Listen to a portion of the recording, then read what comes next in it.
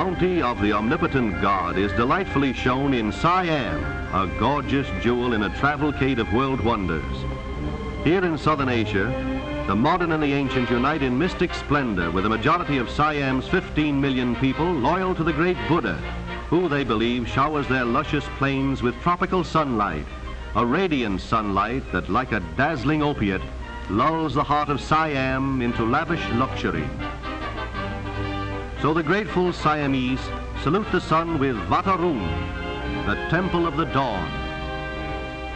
Nearby is Phra Pathom Shidi, enshrined in an isle of trees.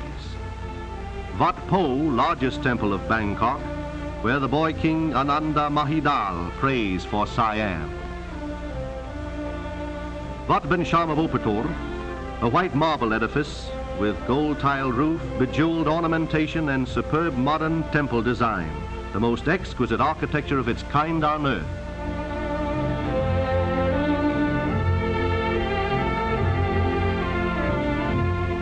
Assembly Hall, Court of Kings, where a council of regency now governs Siam, sometimes called Tail, a free land. Free and peaceful, from the poor peasant in shabby panung to the rich in oriental silks, the Siamese are a lovable, leisurely race.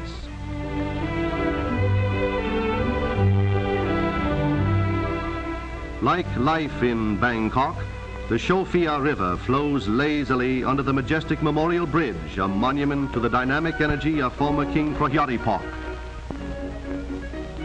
The Midtown Canal, where Bangkok comes to life in a merry melange of moving enterprise.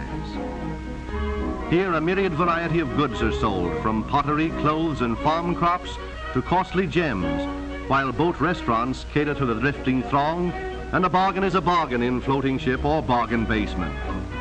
Several canals like this are the very lifelines of the nation's commerce.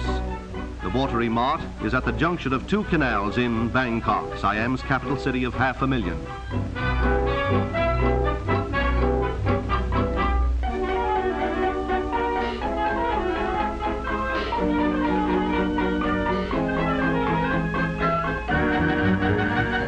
Charcoal fires cook fish and meat in the floating lunch wagons, and the restaurateur is a Norseman chef and waiter combined. A polyglot of life that contrasts luxury launches with dinky junks. Symbolic of the beautiful soul of Siam are the spires of the magnificent temples that spread out in a court of honor behind the Grand Gate of Bangkok. This maze of gorgeous architecture is approached by a picturesque promenade leading to three temples of ultra elegance.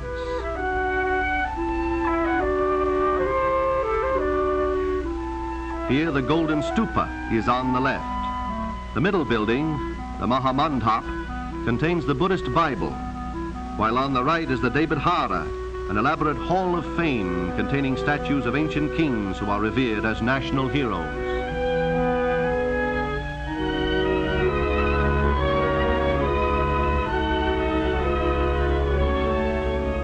Ahead rise the ornate gables of a dominating edifice.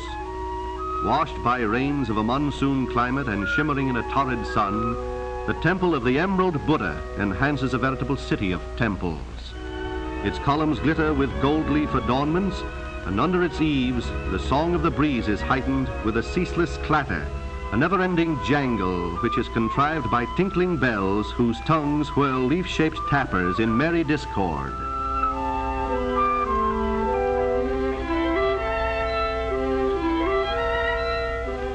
At the gable point over its stately entrance is the image of the deity wrought in gold.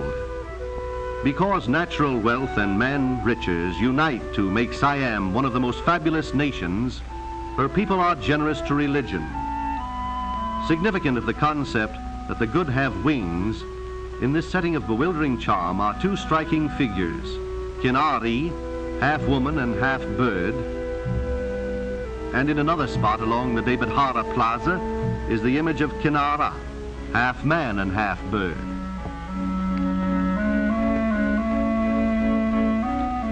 Guarding the sacred portals of the great court within the Grand Gate and representing constant power are two monumental giants, who specially protect the temple of the Emerald Buddha. A masterpiece of mosaic art is the green-tinged Goliath named Toscanta, who is armed with a mighty sword. His face is as terrifying as his size, and he wears his mascots in his hat. While his colleague on the right, Sahasdeya, would scarcely make a proper ad for a beauty parlor either. You've got to look worse than the devil to scare the devil away.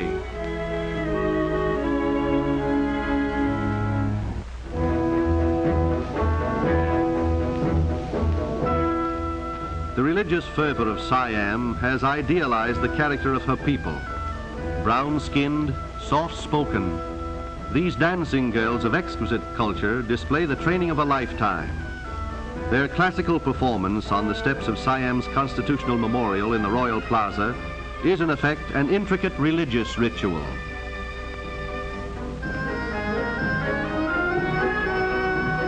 Each movement of the fingers, toes, ankles, and wrists reveals a worshipful pose, piquant grace, and superb self-control. It is the very ultimate of Siamese poetry in motion.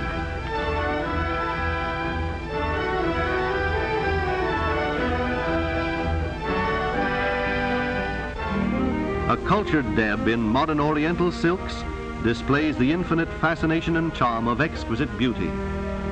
And one can certainly smile with her smiling.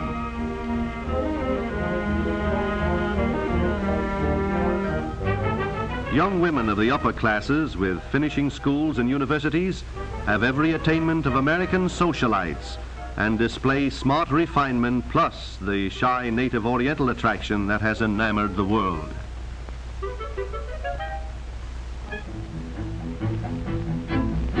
The Siamese are a sports-loving race. Besides cockfighting, horse racing, and fish fighting, young college athletes stage an annual rowing regatta on the Shofia River. This yearly classic is a picturesque and animated spectacle with the honor of a national championship as the prize.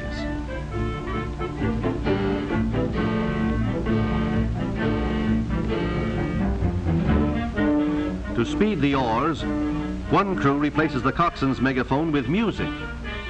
Everything is quite formal, but the exhibition has true carnival atmosphere.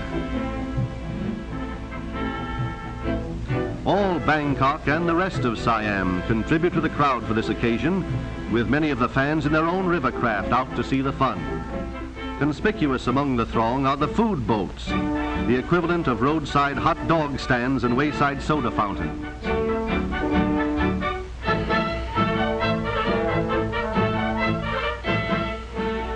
Unlike the average Varsity 8 of American boat crews, any number of oarsmen may man a Bangkok racing boat, and sometimes as many as 38 occupy one craft. But the flat-bottomed affair is unwieldy and much slower than the Yankee shell. Cheering competition nevertheless peps up the spirit of the contest.